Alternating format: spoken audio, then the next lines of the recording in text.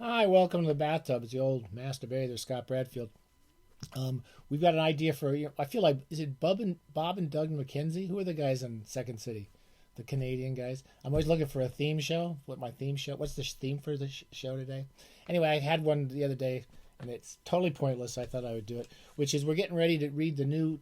I know I don't really read the new book when it comes out, right? I don't. I took me 3 or 4 years to read the new McCarthy, and I don't. There's not any writer I go run out to read, but I will probably, for various reasons, read the new Pynchon when it comes out. Shadow Ticket comes out in October, and yeah, we've talked a lot about Pynchon here. And I thought what we do is a little preparatory because a lot of people are excited about the new Pynchon novel, and we would just go. I was going to do a thing where I'm going to rate my least favorite Pynchon books because there's Pynchon books I just don't like. I can't finish, and all the way up to the top. How's that? That's a theme show. Bob and Doug McKenzie would approve, I'm sure. Here's our uh, pure spring mountain water. We're in the post tech decade here at the bathtub. We pioneered the tech decade, and now we're pioneering the post tech decade because we don't know how to work tech at all. Anyway, what's my least favorite? So I'm going to start. So I'm starting from the bottom up, and I've, as usual, just terribly planned. I have no notes. I just really pulled the books off the shelf and said, let's do this and put this in the camera. Okay. The least favorite of all the books I have by Thomas Pynchon is Slow Learner, Early Stories by Thomas Pynchon. I have notes in this. So when it came out, I did read it. There's notes. And I remember liking his introductions. Because I think that's one of the only times I ever read Thomas Pynchon talk like a normal person. Lucky, you can be quiet, please. Lucky. Lucky. Come here. Come. Come say hi. Anyway, let me see if I can get her to come in here. Lucky. Come here. Come here. Just the neighbors. They can live next door. It's okay. Come on. It's okay. Come on. Come on. Come in and say hi. Come on. Lucky doesn't really think people should live. You can't come up. I can't bring you up. No, I'm not bringing you up on my lap. No, you're not getting on my lap. You can get up here. She's bitten me so many times. My poor crazy dog. I can't really even describe this. I should show him my wounds. I feel like I'm in that movie Jaws. Anyway, she's been better, but we have to have fences and all sorts. Lucky, are you gonna go somewhere else? Okay. All right, but she gets scared. She gets certain places in the house. If you move towards her, she thinks you're attacking her.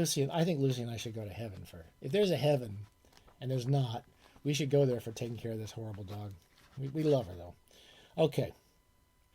So there's lots of notes in here, and he describes some of his experiences as a writer, and how when he started off in his introduction about how, as nearly as I can remember, these stories were written between 1958 and 1964, and the fact that he's slow learner, he really didn't know what he was doing, and it's quite a nice opening essay. I remember reading that when it came out, and the stories I couldn't finish. I just read them and I can't remember them. I can't stand early Pynchon. I just have trouble understanding his sentences, and they're just the paragraphs, and they're just too jumpy. Anyway, that's my least favorite book of Pynchon. Though I might want to reread. I'll probably reread the introduction fairly soon.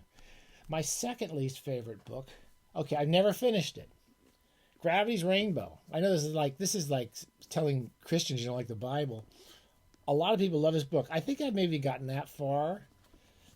I mean, I had it since it came out. This is not my original edition. I think I probably sold my original edition, got rid of stuff because I got so sick of it so many times.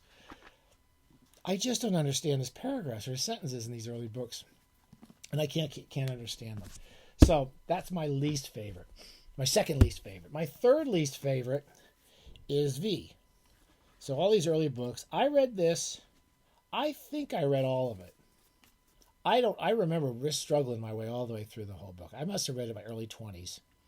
And I was told it was like one of the greatest books, American literature, etc. And someday maybe I'll try to reread early Pynchon. This is my third least favorite of his books. And I can basically say I don't really like those books. Crying of Lot 49. A lot of people like this. It's still my fourth least favorite book of his. I used to use it in classes because I knew you had to teach some Pynchon because it was short, and again, reading it was just like banging my head against the wall. Every time I read it, I have all these notes from when I was teaching it, I think. Or maybe when we talked about it on the Stupid Bathtub Show. Anyway, Oedipus Maz, and everyone has funny names, and I didn't quite, the Trastero system. And I know you're supposed to understand, the joke of it is all this paranoid conspiracy stuff might be true or might not be true. And he does that through all his work. But in this one, I just couldn't even understand that. I didn't understand what the hell was going on in those three books. No matter how many times I read it, I have to really bang my head against it. Okay, those are my 4 least favorite. My 5th least favorite, this comes with a big caveat. I did an episode on Mason and Dixon. Mason and Dixon I have not finished either. I got through about half of it when it came out. And I was expecting to like it, because by this time I was a big fan of Pynchon because of Vineland. We've talked about Vineland. That's one of my all-time favorite novels. I loved Vineland. And so I was excited about this one when it came out. And I did think I liked it better than the first 4, but I had trouble getting through it, and I kind of gave up. And I honestly don't know. I might have read the whole thing. That's how I feel about all these Pynchon books. I don't remember if I read it or not. Anyway, I tried to read it again.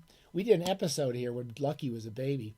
It was I think it's a funny episode. It was about why I couldn't read this book, because that was when Lucky was young, and she didn't attack me, but she would. I used to have this chair we had on the show, and whenever I opened it to read, she would come in as I was wrestling.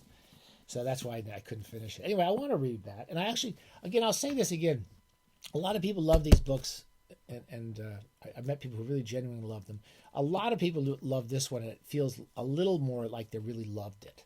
I get the feeling a lot of people like these books, and I think they should like them. I may be wrong, but this one I do get the feeling a lot of people really love this book. So I do want to try it again. Okay, now we got to get to what's my 4th. This is difficult because I love these other 4 books. I'm going to put this as my 4th favorite Pynchon novel, Against the Day. This is the first book we did on this idiotic show. I think I did 3 or 4 episodes on the last 50 pages because it took me forever to get through to it. We had moved in here, and it was kind of the first year was a bit stressful. A lot of things were going on, and I did really enjoy it. At the same time, I kept putting it down. I kept forgetting it. There's so much that happens in this book. Against the Day.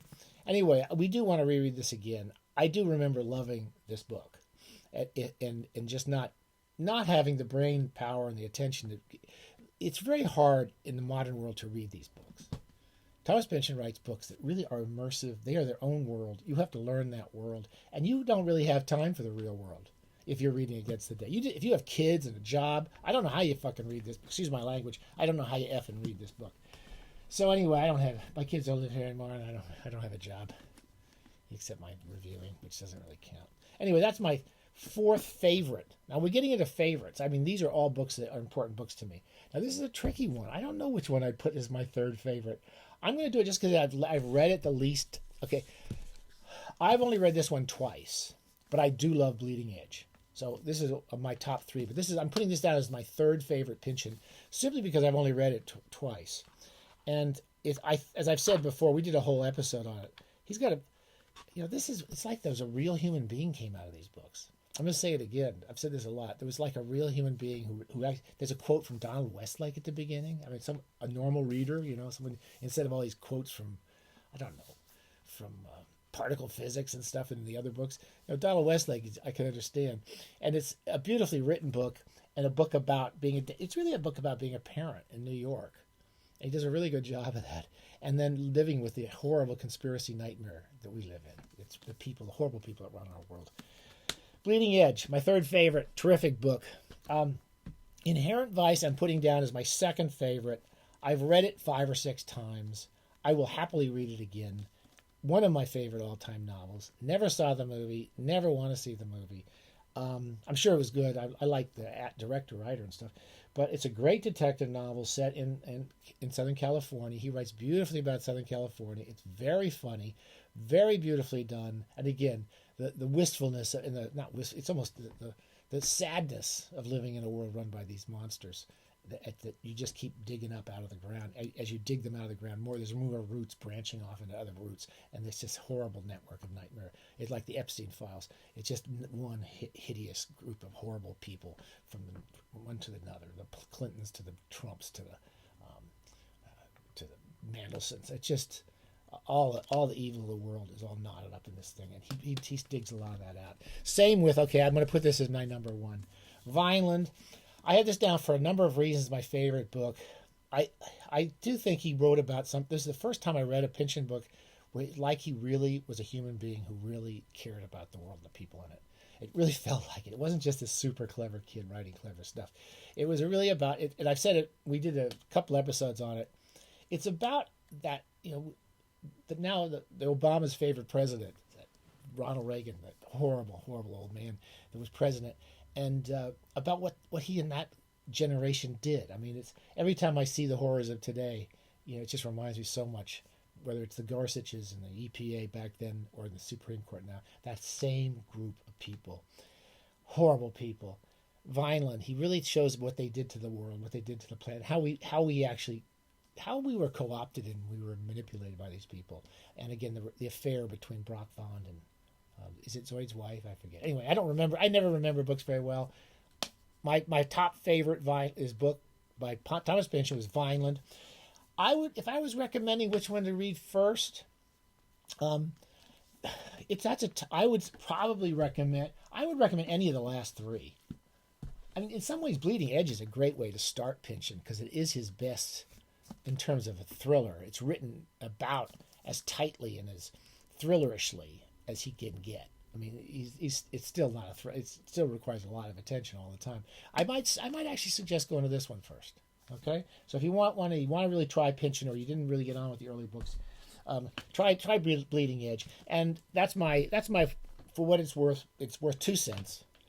That's my journey through Thomas Pynchon's books, and we will I think we'll be fairly early to talk about Shadow Ticket when it comes out in October.